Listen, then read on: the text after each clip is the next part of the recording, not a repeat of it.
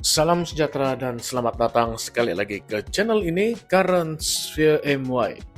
Saya rasa kamu tidak akan percaya apa yang Perdana Menteri kata kepada kita, kepada Sabah baru-baru ini. Kata beliau, minta baik-baik saja. Minta baik-baik? Sedangkan hak kita sudah termaktub dalam perlembagaan sejak Malaysia ditubuhkan. Jadi apakah maksudnya minta baik-baik saja? Baiklah kawan-kawan semua, sahabat-sahabat semua, pada hari ini, pada video kali ini kita akan bongkar satu persatu. Adakah ini kenyataan yang benar ataupun satu bentuk penghinaan? Baiklah, jangan skip karena apa yang dikatakan Perdana Menteri itu bukan sekadar kata-kata, tetapi mencerminkan penghinaan kepada Sabah yang menuntut hak dan bukanlah bersedekah. Mari kita selami bersama-sama pada video kali ini. Seperti yang kita tahu, Sabah bukanlah penerima sedekah. Sabah adalah rakan pengasas Malaysia. Tuntutan terhadap perkara 112C dan 112D Perlembagaan Persekutuan yang menjamin hak 40% hasil bersih daripada hasil yang dikutip di negeri ini bukanlah masalah adab, tetapi tanggung jawab perlembagaan yang telah dicabul lebih daripada 40 tahun.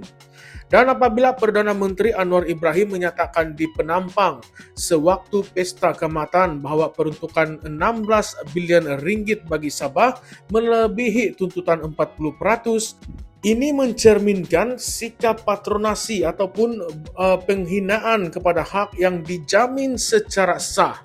Tidak ada toleransi tentang kebutaannya terhadap undang-undang perlembagaan ataupun tindakan sengaja menjadikan Sabah seperti penerima belas ihsan.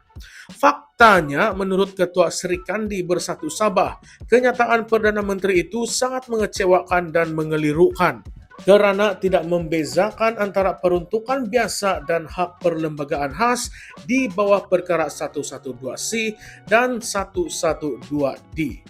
Lebih menggemparkan, timbalan Ketua Menteri Sabah Datuk Seri Dr. Jeffrey Kitingan menyanggah jumlah 16 bilion ringgit itu.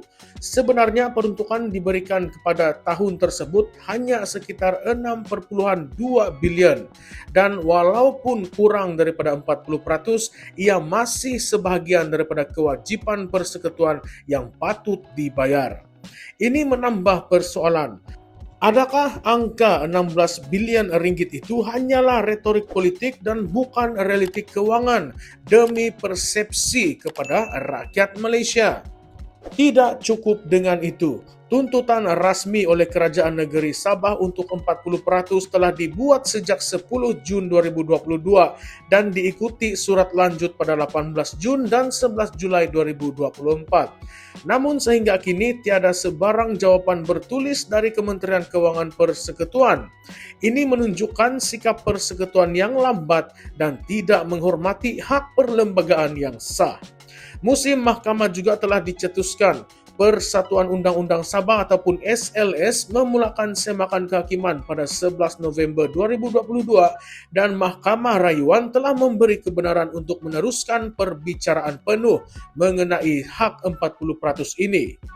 Ini bukanlah sekadar isu kewangan, ia adalah perjuangan kedaulatan undang-undang dan juga hak negeri sebagai rakan sejajar. Namun, Perdana Menteri Anwar digambarkan sebagai berdedikasi dalam menangani tuntutan MA63 termasuklah membentuk Majlis Tindakan Pelaksanaan MA63 dan menyelesaikan 7 daripada 11 tuntutan MA63 di bawah pentadbirannya. Malah rundingan teknikal bagi tuntutan 40% turut dijadualkan pada 30 Jun 2025. Ini menunjukkan ada momentum, tetapi rakyat Sabah merasakan progres itu masih jauh dari memuaskan.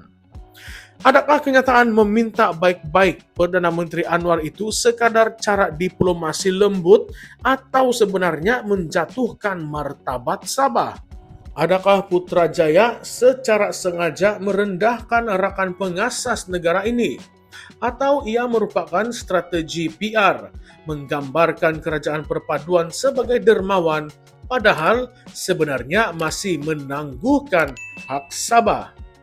Mengapa Kerajaan Persekutuan lambat memberikan jawaban bertulis kepada tuntutan formal sejak 2022?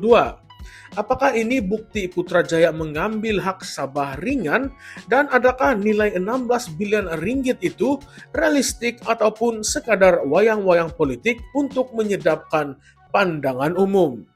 Seterusnya, apakah litigasi yang difailkan oleh SLS merupakan jalan terakhir rakyat Sabah untuk mendapatkan keadilan? Jika Mahkamah Rayuan membenarkan prosiding penuh, apakah ini akan menjadi titik perubahan sejarah antara Sabah dan juga Putrajaya? Selain itu, ramai yang tertanya-tanya, setelah menyelesaikan 7 tuntutan ME 63, adakah kerajaan harus memberikan keutamaan kepada tuntutan keuangan yang secara undang-undang menjadi kewajiban dan bukannya bonus?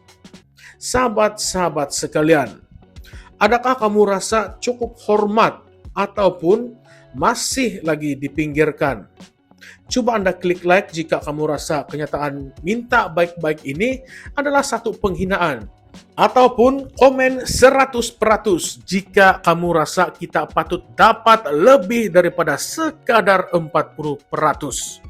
Jangan juga lupa untuk subscribe untuk kisah yang seterusnya, sebab ini bukanlah sekadar isu duit. Ini adalah isu identiti, marwah dan juga hak. Teruskan pantau, kita tuntut hak dengan tegas. Baiklah kawan-kawan, salam sejahtera semua, salam perjuangan dan salam reformasi. Kita jumpa lagi di dalam konten yang seterusnya. Sekian sahaja, terima kasih.